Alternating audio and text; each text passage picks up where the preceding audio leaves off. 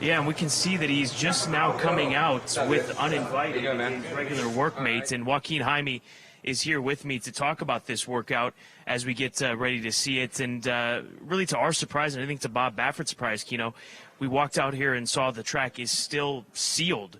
I think we all anticipated seeing the track opened up, given that we're not going to receive any rain, but this is the track that he'll be working over. It's listed as wet fast, so this is something new for the Breeders' Cup Classic champion. Yeah, I think it was to Bob Baffert's surprise as well that he came out here to see that the track is labeled wet fast and it was not harrowed and the track was not opened up. He's just stepping onto the racetrack right now. As far as we know, still pretty much the same drill as he's had the last couple workouts with Martin Garcia aboard, in company with his usual workmate in uninvited, 6 furlongs still the plan.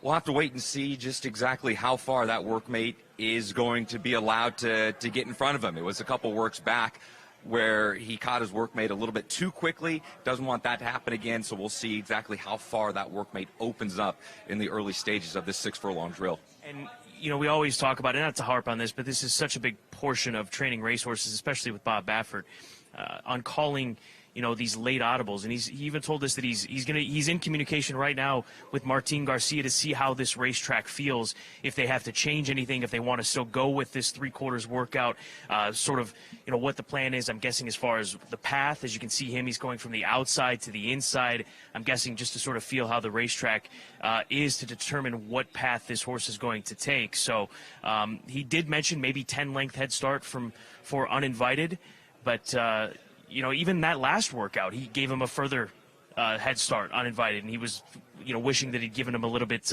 more to work with. But, you know, he even said uninvited's purpose today is just to give him something to focus on. It's not necessarily to worry about passing him at the right time. So it's just something for him to look at, knowing that he's going to have a fairly similar colored horse that he's going to be looking at on Saturday when $12 million is on the line. With all the rain that we've had here in Southern California, and we're expecting another 1 to 2 inches of rain on Sunday here in Southern California, in particular here in Arcadia at Santa Anita.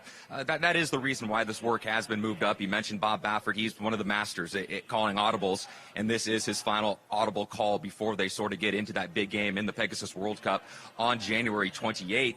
But even with all the rain that we've had here in Southern California, Scott, I don't think it's going to be that big of an issue for Arrogate going into the World Cup. It seems it wasn't an ideal situation as they start to break off here with the work going midway around the first turn right now. It wasn't an ideal situation with the weather that we had, but it doesn't seem like he has missed a beat in the morning. Seems like everything seems to be going fine. Yeah, he looks very similar to the last 2 weekends we've seen him. He's into the bridle.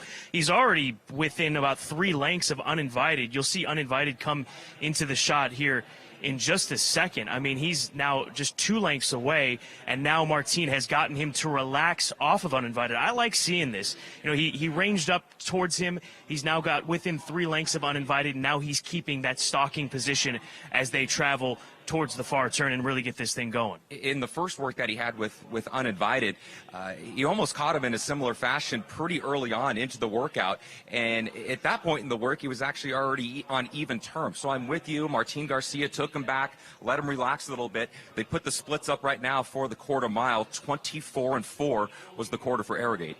And he's still maintaining that position behind uninvited, still 2 to 3 lengths off. And we'll see what they stop the clock at for the half mile, and using these timers that they have. And there's uninvited on your screen. We'll get the split for the half, but right now is when this big stride should start to take over, and with ease, with Martin Garcia not being asked, gets the half mile in 48-4.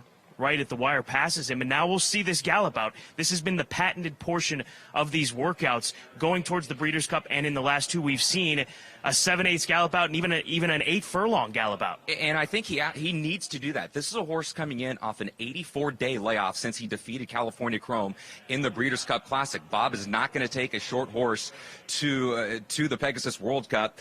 They got the 5/8 in 101 flat, 6 furlongs, 112 flat. He's not galloping out as far as he has in his previous works. He's pulling him up a little bit quicker. No surprise. This is the final work. All the hard work has been done. Yeah, he's got to be very pleased with this. Does Bob Baffert and Martin Garcia and Mike Smith, wherever he's watching this final workout from Arrogate. And Bob just glancing up at him in the suite. He's still on the walkie-talkie relaying a message to Martin as to, letting him gallop out. Now he's, in that full gallop out, and we'll see him go past the big board. Now he's passed on the other side of that, and you see the view of him right now above that. But a strong workout again, 12 flats. I mean, it's looked very similar. And now we know that if this racetrack comes up, Mike and Christina, wet, it's not going to be a problem, as if we were concerned anyways.